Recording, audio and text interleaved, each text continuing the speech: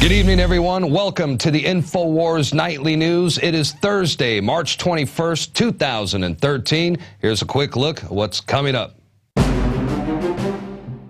Tonight on the InfoWars Nightly News, just call it what it is.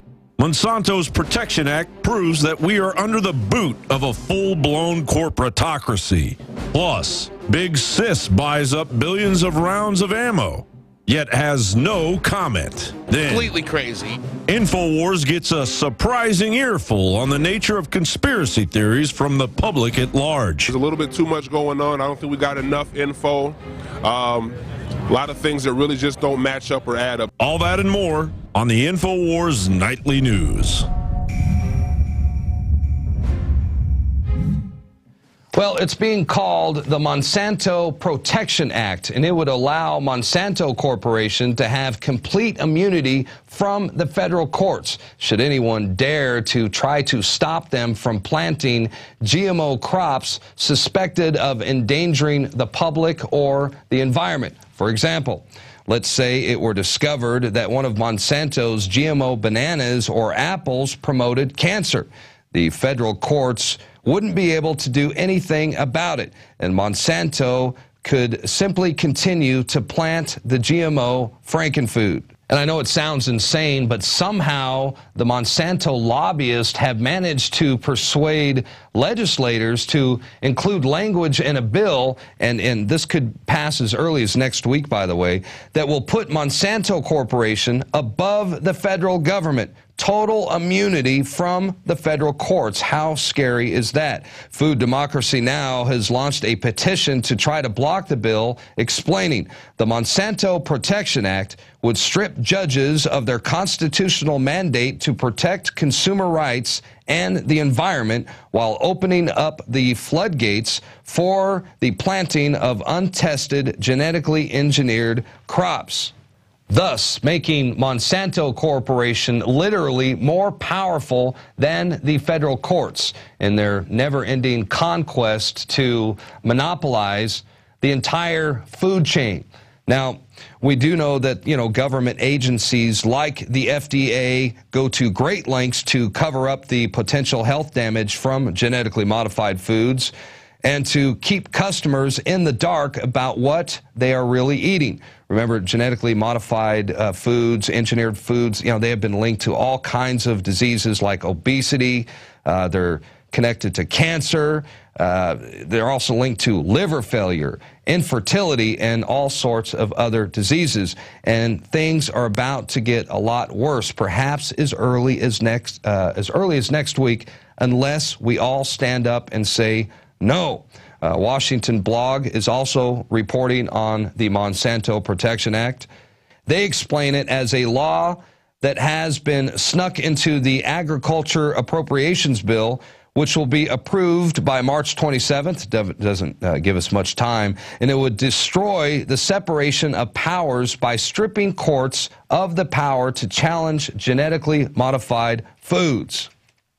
The Monsanto rider, Section 735, uses farmer-friendly happy talk, but is an iron-fisted ploy to allow GMO crops to be planted even if a court has ruled that planting them is illegal.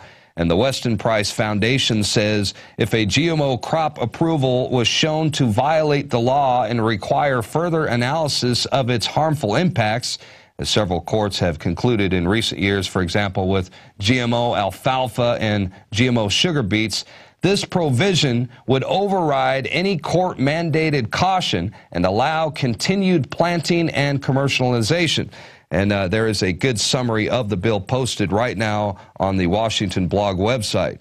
Now, there has been an amendment that has been introduced to kill the Monsanto Protection Act, but it is up to you to get your senators to support it. Now, it is called Amendment 74 to the Agriculture Appropriations Bill, introduced by Senator Tester. Now, look, it is up to you. We've got about 1 week to stop this thing, and it's up to all of you. Help us out. Try to stop this thing.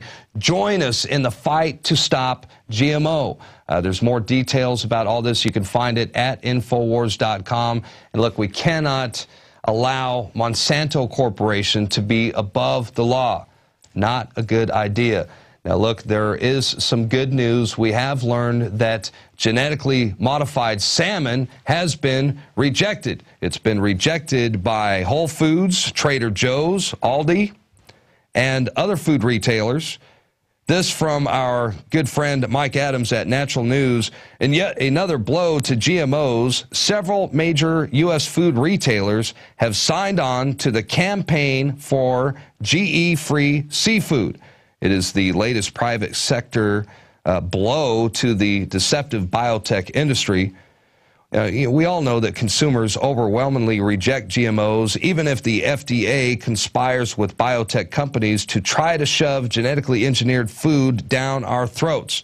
But now, because of the constant grassroots pressure by our listeners, organizations like Natural News, we are finally able to convince food retailers to either label GMOs or reject them outright.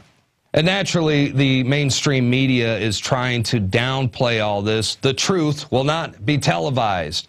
And, they don't want you to know that there is a tremendous uprising going on right now by the people against GMOs.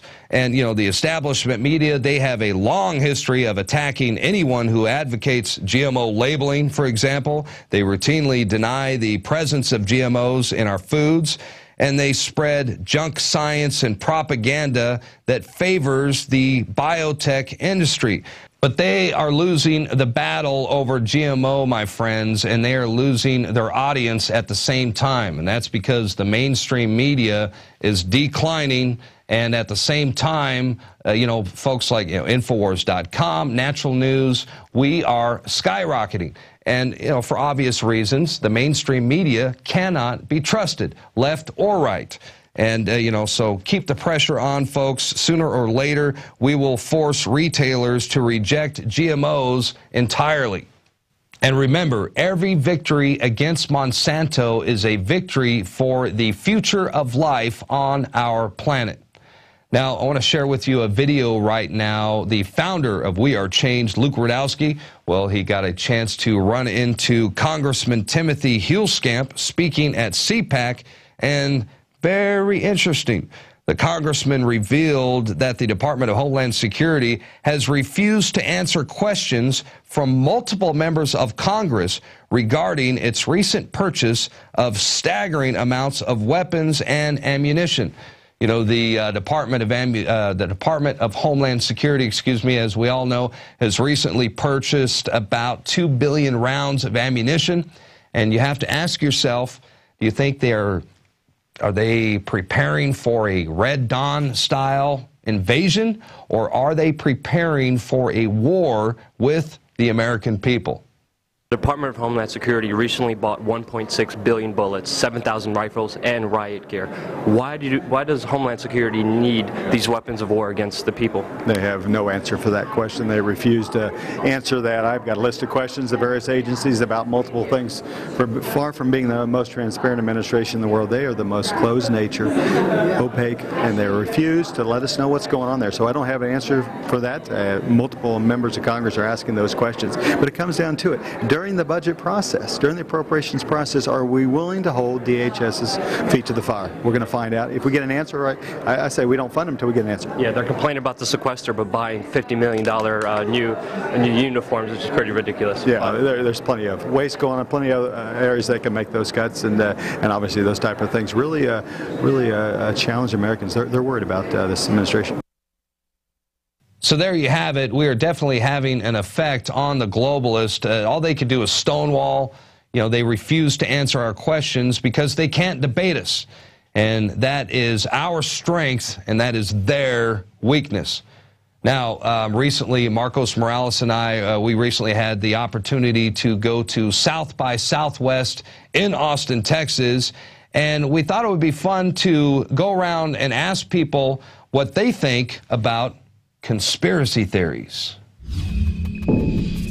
So the mainstream media, they've been demonizing people who they call conspiracy theorists. And I was curious, what does that term mean to you? What does it mean to be a conspiracy theorist?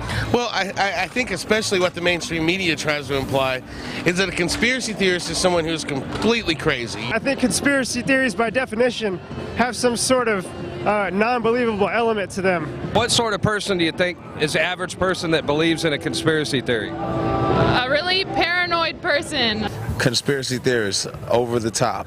People who are scared of everything.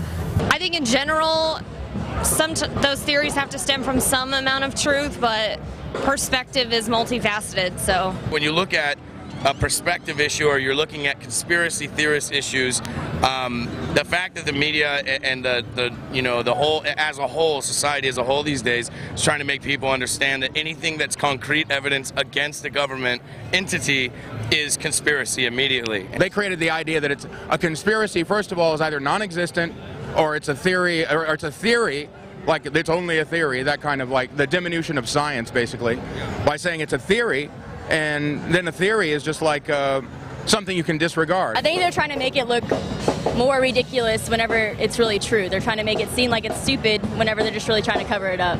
I hate the term conspiracy theories, although it's actually it's an accurate moniker because people do conspire in order to do various things. Some of them good, some of them bad. The two of you and I could conspire to feed a homeless person.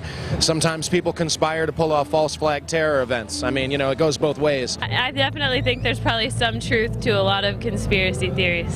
Do you think the media uses that phrase, conspiracy theory, as a, you know, kind of a way to demonize people and make them look silly? Absolutely, I think so. I think they don't want anybody to think differently than what they're telling people. I mean, conspiracy theories are things that the government doesn't want us to know about. It's like, it's hard to know which ones are true. They don't tell us anything that's true, so like how are we supposed to know? It's become a means of identifying someone that is a danger to the establishment, like Alex Jones is.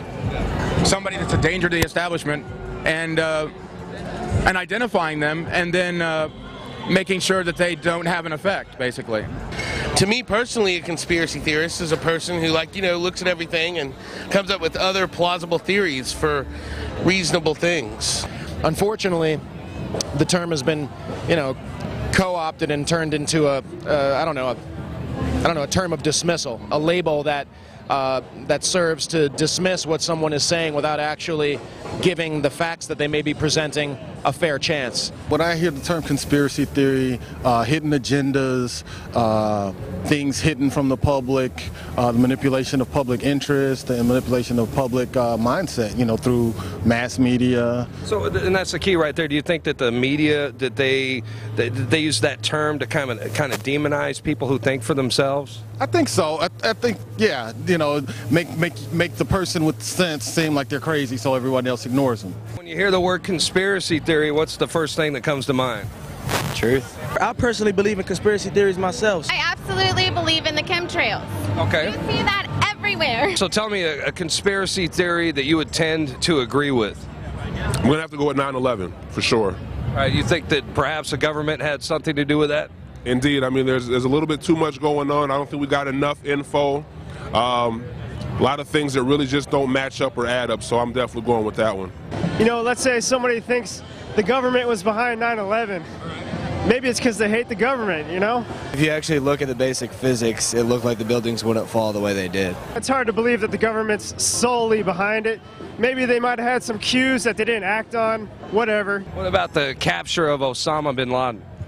I don't know. I mean, he's the Bigfoot of terrorists, right. You know, and they didn't take a picture of him, and they dumped his body in the ocean. Isn't that a little suspicious? You know, everything's suspicious nowadays. It's hard to believe damn near anything they tell us. You just kind of, like they say, believe half of what you hear, none of what you see. They need to step outside of the box, get your mind outside of the matrix, you know, and keep your eyes open, man. There's a lot of stuff going on that y'all don't know about.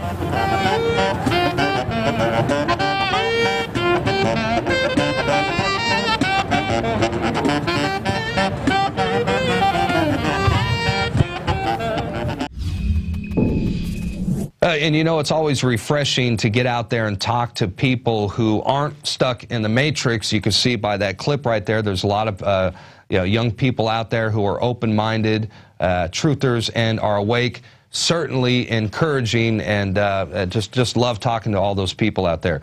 Look, we're going to take a quick break, but when we come back, Billy Corgan is back. We got a chance to hang out with him recently, and this is another explosive interview with Alex Jones. Billy Corgan in studio when we come back right after this. Stick around. If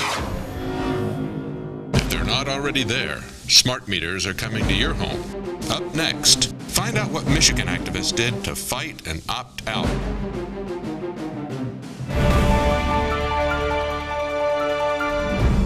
I'm Darren McBreen, and these are some of the new items that are available now at InfoWarsShop.com. Alert the public to Obama's blatant abuse of power with the new Obama t-shirt. Obama's Joker face on the front and come and take it on the back. It's time to publicly call him out for what he is, a tyrant. Defend the Second Amendment with our top seller Come and Take It t-shirts. And look at that, women's cut tank tops and t-shirts now available. Nice hat. Plus the Don't Tread on Me flag. And now you can become a micro distributor of the InfoWars magazine. Plus, get your own copy delivered right to your door each and every month.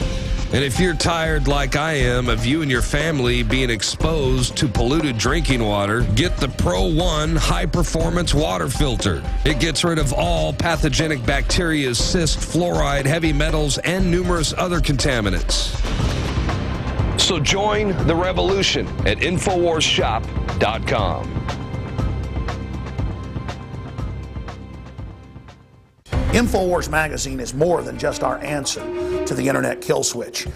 We're also going back to the roots of this country, when our founders, for a decade before 1776, known as the pamphleteers, with hundreds of little printing presses in every colony, got out the real news, the real information, and countered the system. This is tailored, designed with the truth to wake up your friends and family. This is the 21st century version of the pamphleteers. So get them at InfoWarsShop.com or InfoWarsStore.com.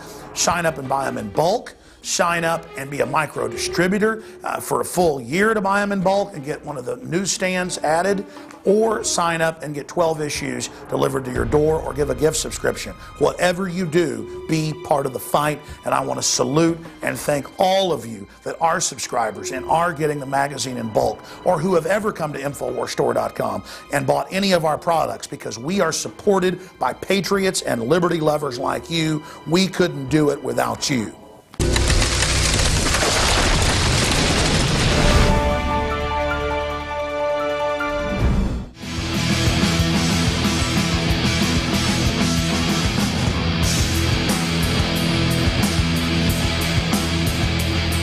Well, a year ago, he visited us in this very same studio, and it's one of the most popular interviews we've ever done with viewers of InfoWars Nightly News and everybody on the radio show and out in the YouTube world. With more than 30 million records sold, he is one of the biggest rock stars in history. He founded the Smashing Pumpkins, which I've been a big fan of for years, since high school, really, or I guess college.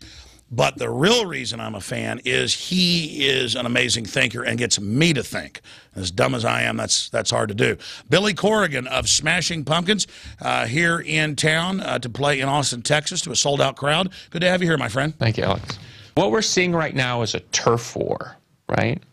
A turf war between old Republicans, you know, the Rush Limbaugh, what they call the old white men crowd. You know, as they're struggling for definition in a rapidly changing America.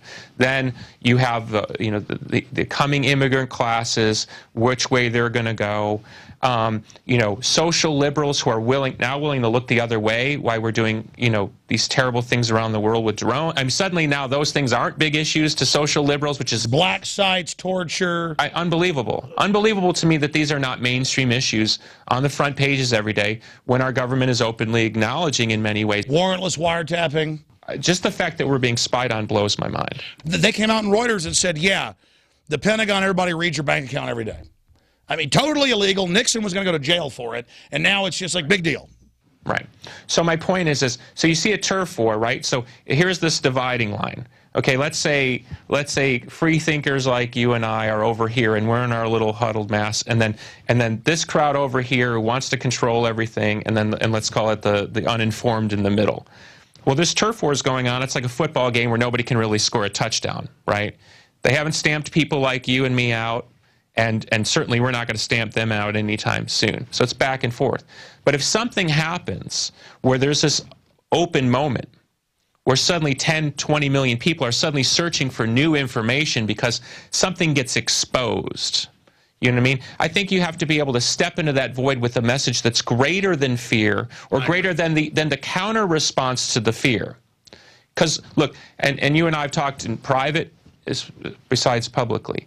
And, you know, as I said when I said it in the same spot before, even if you're right, it's so hard for your average American to believe it's true. Do you know what I mean? So there's a sort of a transitional moment. It's like you know, in the Matrix when they realize they're in the Matrix. There's a moment like, how is this even possible? Or when they talk about people get out of jail and they just want to go back to jail. Well, it's like the reality's so bad the guy goes, I want back in the Matrix. That's my point. That's my point. I know people, and I'm sure many of your listeners have these conversations around dinner tables where, you know, you reel off a list of facts. Did you realize this? And they go, I just don't want to know. I mean, they're raising... And it's because they have a legitimate point. The power structure seized. What do you do about it anyways? But then if you give in, that just greases the skid. But my point is those people that sit around those dinner tables that admit to their son or their daughter or their uncle, hey, yeah, you got a point. I know things are weird and government... But I'm not going to do it. But there will come a point where it's going to touch them in a way where they're going to have to do something. Well, I'll expand on that. I'm now hearing mainline talk radio. When Mohammed Karzai came out and said that the U.S. government runs Taliban al-Qaeda, which is well known, I heard all these hosts now going, you know, our government isn't even our government. It's interests that just want wars. Because they're like, they run them in Libya, they run them in Syria. Karzai says they run al-Qaeda, Taliban, and then I heard the local host and I heard others go, you know, they do grow the opium over there. They're shipping. Why do we have a war on drugs? It's like, I think, listen, I don't want to be over positive, but if people just get the word out, say, like put your body against the machine, realize that these things are going on, I don't think it can move forward without our consent. And it's not even. But see, that's exactly my point, right? As with any. Let's be cold. It's a game, right? This is a big game. And who gets to win and who gets to control how the pieces move about the board. Okay. There is going to come a point. They may knock the whole board off. Well, that may happen. But that would only happen if they're willing to admit that people like you are right. Right? That'll be a double down. That'll totally legitimize. Like double down, right? Right. But the point is let's say there's something cataclysmic, worthy of knocking all the pieces off the board, worthy of shutting down the internet, worthy of silencing any dissident voices, even ones that would be considered mild dissident voices, like has happened in other historical moments of tyranny, right? And every time it was the same justification. We're doing this for the motherland or the fatherland, or the excuse will exist.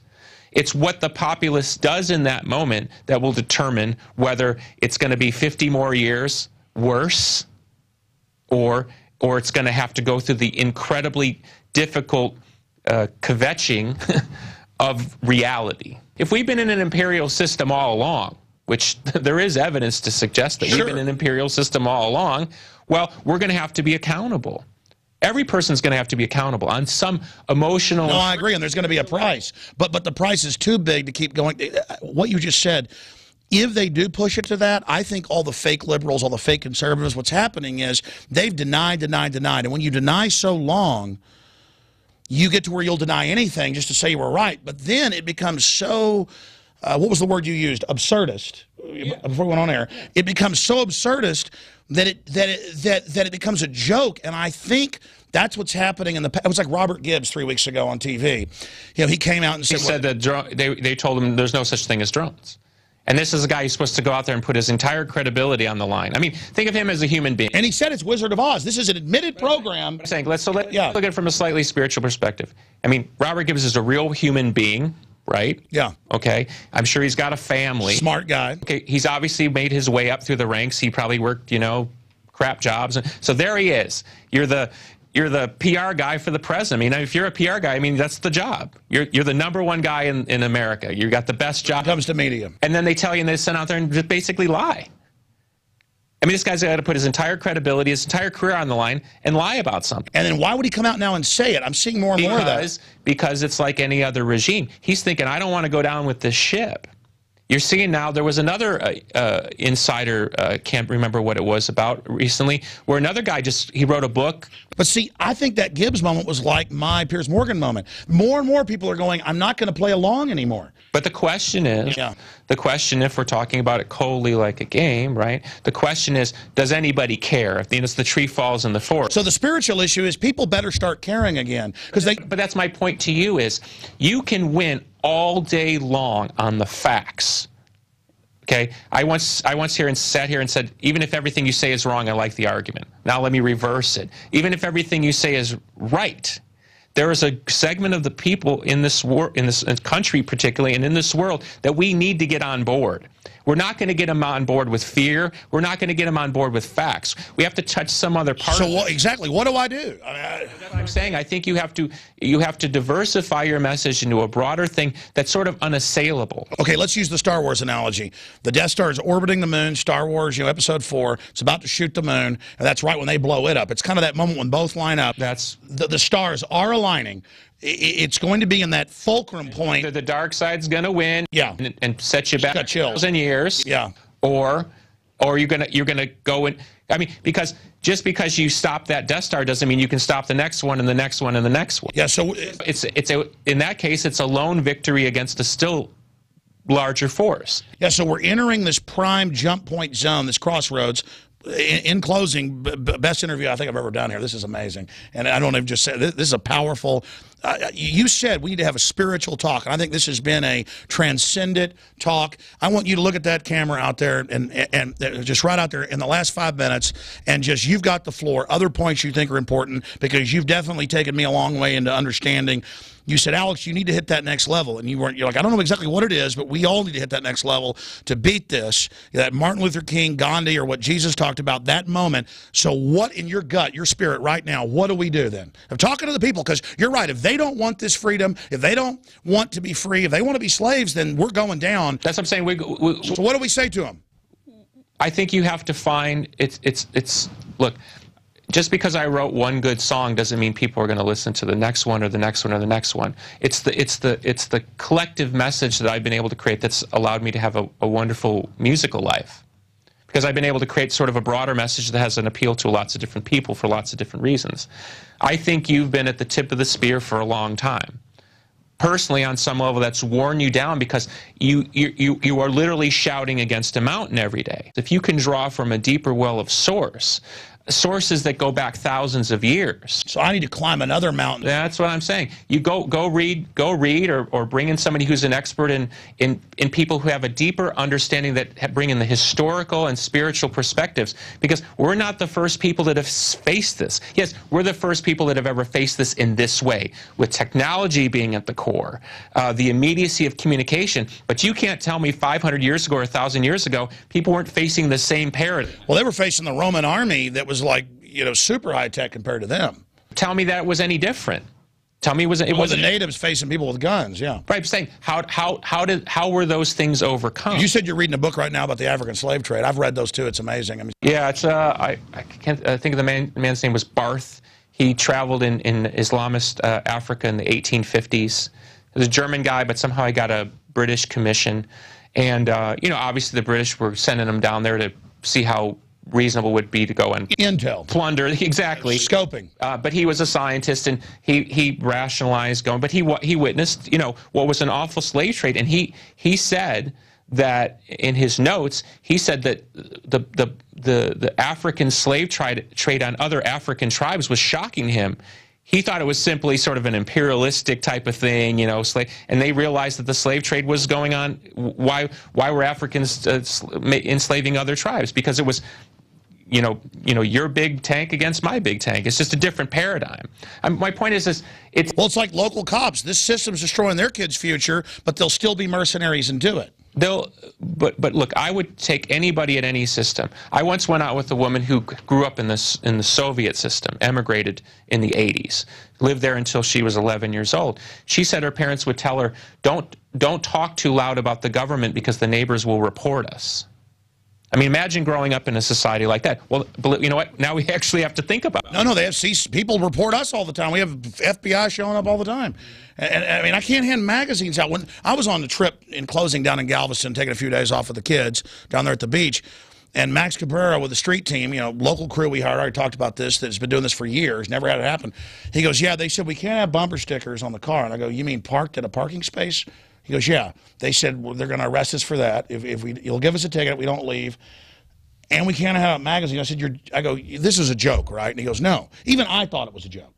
And then, because that'd be national news if it happened in, you know, Russia or something today. And then I said, next time the cops come up, call me. So he calls me. They're there with the code enforcer. And the guy goes, no, I'm a listener. I don't like doing this, but my boss told me I'm going to do this. You need to take the stickers off, or we're going to give you tickets. And if you don't go, then they're arrested. Let's look at it from a different perspective. The guy that's standing there, right? I'm a listener. I know this is stupid, but this guy up here told me I better do it. I meet TSA agents who are frisking me down, who are embarrassed to be frisking me down because they know my music and they know me, and you know they know I'm not a terrorist, right? And they're embarrassed. Why are good-hearted Americans willing to follow orders? Do you know what I mean? You know, why in other tyrannical regimes were those people willing to follow orders? I think you have to address those questions, and I don't think you can address them on the veracity of the fact, which is it's dumb. Okay, most people, if you sat them down at a table and explained the story, they'd say that's dumb. Okay, but this kind of dumb stuff's going on every day. Kids being expelled. You know, some kid said to another kid, 5 years old, something about shooting him. I mean, I grew up playing Cowboys and Indians. It doesn't mean I... If a donut looks like a gun, they're kicked out. What about the bubble gun girl? Right, but I'm saying is I think you have to start getting into the mind of and I hear you say it, and I think it's a powerful message when you say, hey, you know, you out there who think, you know, you're going to get away with this and they're not going to come looking for you at some point, you know, don't be fooled, right? But I think you have to get into the heart and mind of what their motivation is.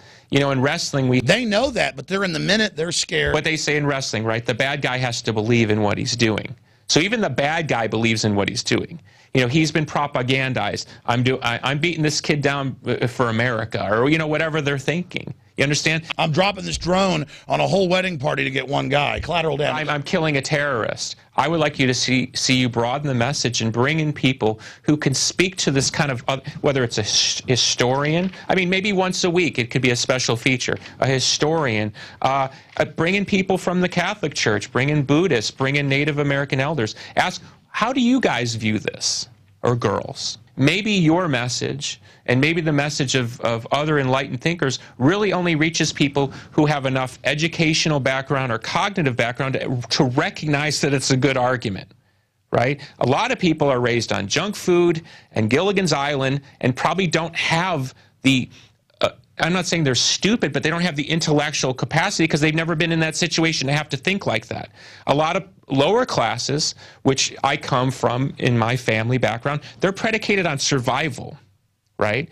What was some of the way the election was, this last election was waged? It's survival. Hey, if I vote for this guy, I got a better chance of surviving than if I vote for this. And then he raises payroll taxes on poor people. It's too late now.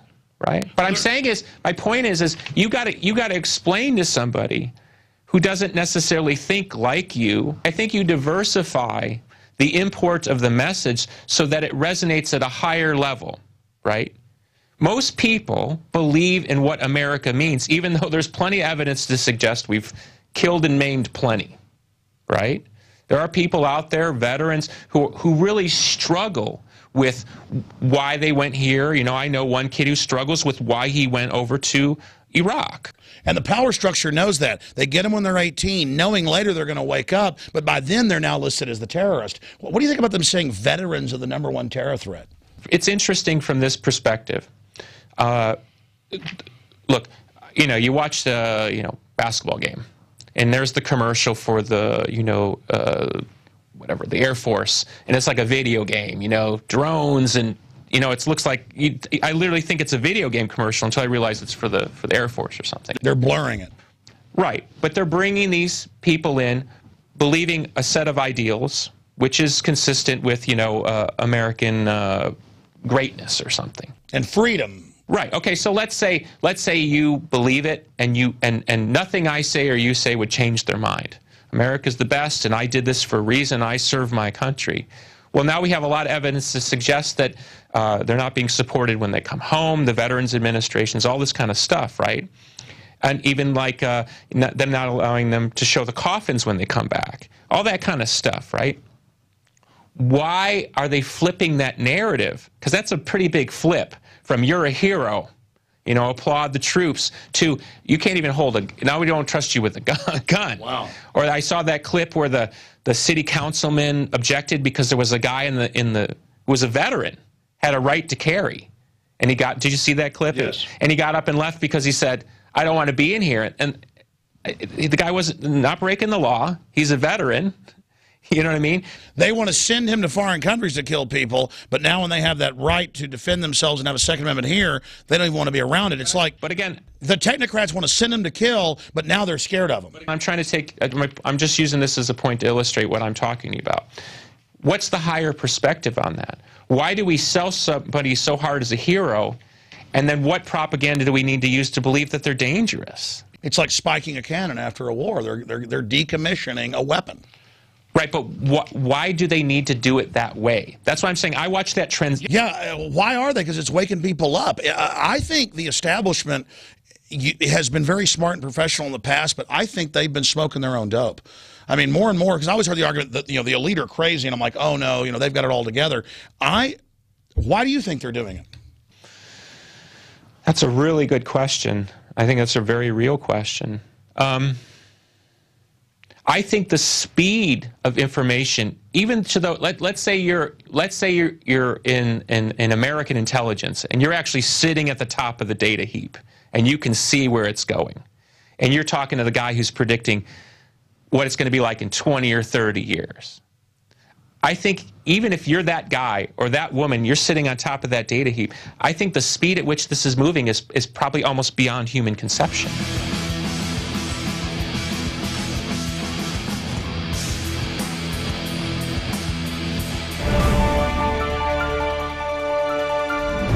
Jakari Jackson here, and I want to talk to you for a second about water. You know about ProPure, our flagship water purification system, but check out some of our portable water filter products at InfoWarsStore.com. The clearly filtered water pitcher. Also, for those of you on the go, we have the Athlete Edition filtered water bottle and the RAD Eliminator Pro filtered sports bottle that removes radiation. And keep in mind, we have replacement filters for all of these products. The ever-popular grab-and-go bag favorite, the Life Straw, the Crystal Quest shower filter system, and the Aquapod kit, great for mass storage of water. And while you're at the InfoWars shop, pick up a copy of our latest book, 31 Days to Survival. You can find all this and more at the InfoWarsStore.com, and don't forget it's your support that funds our operation. Sign up for our free newsletter at InfoWars.com/newsletter. InfoWars magazine is more than just our answer to the internet kill switch. We're also going back to the roots of this country, when our founders, for a decade before 1776, known as the pamphleteers, with hundreds of little printing presses in every colony, got out the real news, the real information, and countered the system. This is tailored, designed with the truth to wake up your friends and family. This is the 21st century version of the pamphleteers. So get them at InfoWarsShop.com or InfoWarsStore.com.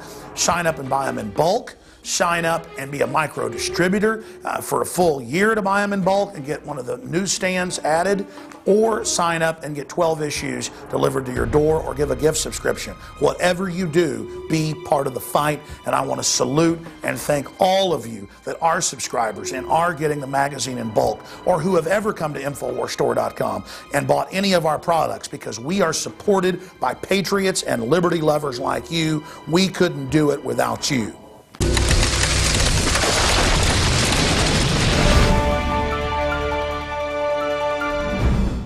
We are back, and I'm joined by John and Pauline Holton. They're the founders of Warriors for American Revolution at W4AR.com, and they've actually made great strides in the fight against smart meters, forced smart meter installation there in Michigan. We're going to talk to them now.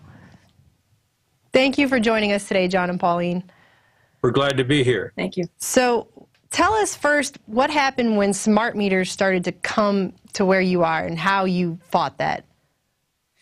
Well, we were hearing from people all over the country that these digital meters were coming in, and a lot of the problems that were coming with the cost and the health and the privacy and safety. But, you know, I don't think we would have really known a whole lot if it wasn't from the California people. That's how actually we got started with Josh Hart and Deborah Tavares in this. We got a lot of stuff from them. But more people were getting them and complaining about the bills going up and the health effects and worried about the privacy issues. That's how basically we got started, getting more people involved. And so it's true that there wasn't even an opt-out program where you're at until you guys started standing up against this, right? There wasn't anything. We've been to over 35 cities and township in front of their boards to try to get moratoriums and resolutions. We got 7 or 9, and they finally did some investigating in U-17,000, and then we got the opt-out after 24 resolutions and moratorium at U-17,053. But we don't have the opt-out yet. It's just before the MPFC trial judge. And so what we're doing is we had to go ahead and provide our testimony and all that.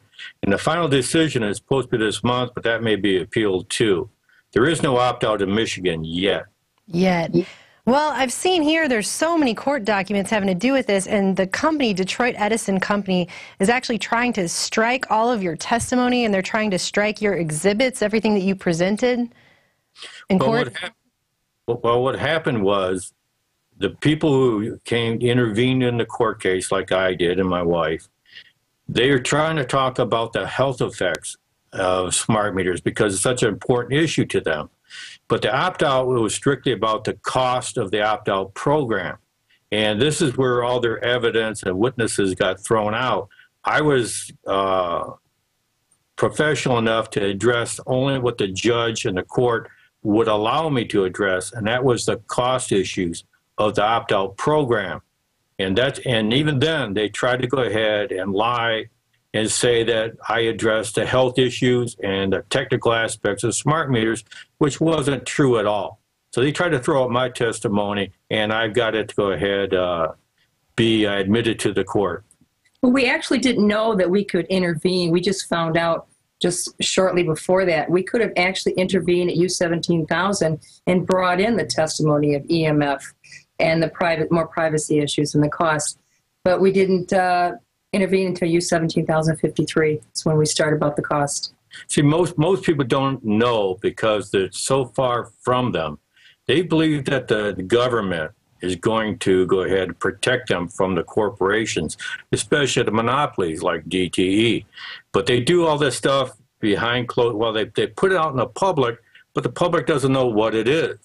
And if we would have known we could have intervened, become part of the case for U-17,000, then everybody could have brought on in the health effects, the costs, the privacy issues, and testified and brought expert witnesses and documentation. But this was a learning curve for us. And we got in on the opt-out program, and we've managed to get in a lot of testimony and evidence in the case. And we have a good chance of going ahead, I hope, to keep the analog meter at no cost to the customers. Yeah, but we also have a bill, HB 4315, Tom McMillan of Rochester Hills has got out there. If we don't win with MPSC, we're going to have to go after the bill. Gotcha. And what we're dealing with here is smart meters. They're going to come into people's property. They're going to force them to have these smart meters on their property, which in studies have been shown to cause lots of ill health effects, flu-like symptoms, migraines, insomnia, heart problems. The list goes on and on there.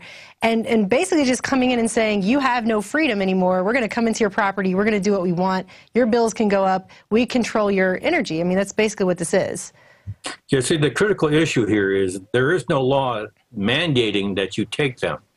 And we finally, after over a year, got DTE to admit that officially to the authorities in this case, that there is no law mandating that we take smart meters. It's a corporate mandate by the Energy Corporation of DTE that we take these smart meters. Well, it's just like accepting a new contract with them. We didn't accept the new contract with the digital. We did with the analog, but we didn't with the digital. People have to understand the contract issues of the smart meters. So then you guys started standing up against this, and that's when an opt-out program even came into the picture at all, because they were just making people believe there was some kind of law where they have to get a smart meter. Sure, they were telling people that you had to have it. I mean, even harassing people that if they didn't have it, they'd have to pay a $1,000 fine or whatever. People were chasing them off their property and everything, but they were actually harassing and threatening people. Yeah, it started where that you call them on up and they say, you have to take it. You have no choice. I don't know who's telling you this, that you don't have to have it.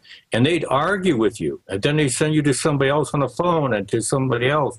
And people would get lost and frustrated, and they didn't know what's going on. It wasn't until we went to the communities and asked the councils or the board of trustees, do you know about smart meters? And they go, what? What's a smart meter? And we give them documentation, and we give them DVDs we made up that address the issues. And we go back a second time that month, and then we come back the next month and the next month, and finally they'd have enough information to make an intelligent, informed decision and say, we'll make a resolution or a moratorium. And then, didn't you mention they also had to send out letters warning about you guys because you were so effective? Yeah, we found out from one city that they were sending these letters out. We got one from our own city, Shelby Township, that was warning them against us, people like us who was talking about smart meters and things, not to pay attention to very emotional people about the smart meters. Yeah, if you look at MPSC case U17053, the file number 245, which was the my direct testimony, resubmitted after he struck the things the judge would not allow. There is letters there that they sent out to 300 communities, warning them about misinformed advocates who are highly emotional coming to their community from outside their community to go ahead, maybe disrupt their meetings. I know. Why would you be emotional about someone forcing you to take a smart meter that's going to possibly make you sick and pay a lot of money and take away all your rights? Yeah, but to see, the issue here is they're trying to deny our First Amendment right of freedom of speech at these council members. We go in there for our 3 minutes or 5 minutes. Detroit gave us 1 minute. 1 minute. Wow. Mr. Cockrell? Or is it Cochran? Gary Brown. Cockroach? Yeah. Yeah, he says, I pause. I says, excuse me, could we have some more time? He goes, you just wasted 20 seconds of your 1 minute. Kwame Kenyatta. Kwame Kenyatta? Kwame Kenyatta. Kwame Kenyatta. Okay, and so I tried to address the smart meters in 1 minute. And we went back there several more times, but they just weren't interested. I got kicked out at one. They threatened. I got voted down. I couldn't even speak at one. They voted me down before I was even let to speak in the vote. So this is not just a Fourth Amendment issue. This is also a First Amendment issue. Well, yeah. See, this is the thing, is that no one is giving the consumer information before they get the new product. They're forcing the product on you, and then they're going to try to coerce you into joining their home area network, where they have all these smart chipped appliances in your home that are going to give out radio frequency communicating with their smart meter. So if you watch the video overexposed on a Smart Meter One page of our website, w4ar.com, you'll see how much radiation can be in your home from all these other appliances that we normally have and we don't know is there. So Exactly. Well, and I've even read that they don't even know how much radiation you're going to be exposed to when you have a smart meter, because it's based on what kinds of appliances you have in your home, how much electricity you use at any given time, and what brands you use. I mean, it's all based on different things. So it could be a very high range, a very wide range of how much, radiation you're actually being exposed to. Well, see, the thing is, like in the video I made, at our house, we have no modem with wireless. We have no deck phones. We have no remote thermostats. We have no Wi-Fi in our homes whatsoever. So when I turn on my high-frequency analyzer, I get nothing. And then you go to Troy, where they have smart meters, too, on the outside the home. I turn it on, I get 1,200, 1,300 microwatts per meter squared. And I got this for 12 minutes before I shut it off. 12 minutes. I don't know how long I could have stood there and recorded this radiation from the smart meter. And they act like it's just seconds for like once a month or something, but it's not. It's constant. Well, that's the thing. How much is too much? Well, people don't talk about the collector either. What if you have the collector on your house and you're having 500 to 700 readings come to your house and all day, all night? And then the gas and water meter too. What about all that? The excess of the EMF coming in your home, in and out. Exactly. Well, a lot of people think that these things are mandatory. They think there's a law there just because they're told by these corporations that there is, even though there is not. And they don't think there's anything they can do about it. But you guys have proven that everybody can do something about it. So what is your advice to people out there who think that this is mandatory, they think there's nothing they can do, and they're just stuck with this situation? Well, I think they have to start locally at their city or township and demand that they do something, a resolution or moratorium, and inform the people. That's very important, to get the people involved and informing them. And get a hold of your representative, too, through your state, your senator and your representative. Well, first thing they have to do is get out there, look at all the stuff on our smart meter page. There's a ton of stuff there, but you can go on the internet and Google this, okay, and take all the information that's out there and make an informed, educated decision for yourself. This is the problem. This is what got us the 22 resolutions and moratoriums with 2 counties. We also have 2 counties that did resolutions too. It's that we brought the documentation to these communities. And DTE was there, and I got to testimony, cross-examined Mr. Robert Sakakis from DTE. I asked him, when you gave the benefits of the AMI meter program to Shelby Township, did they pass a resolution? He goes, yes, they did. And I named off like 5 other cities. Even though they gave the benefits that DT offered with the AMI program, people chose to pass a resolution saying, I want this investigated. I want to know the truth about this. I want to protect my family and my constitutional rights. And they wanted it investigated. That's why those resolutions got passed in all those communities. That's why we got the U-17,000 and now the opt-out program, U-17053, because each person's voice made a difference. And you add them up. We started off with 2 of us, then 5, and we had like 60 at some different communities. And we passed resolutions of moratoriums while DTE was still in the room after their presentation.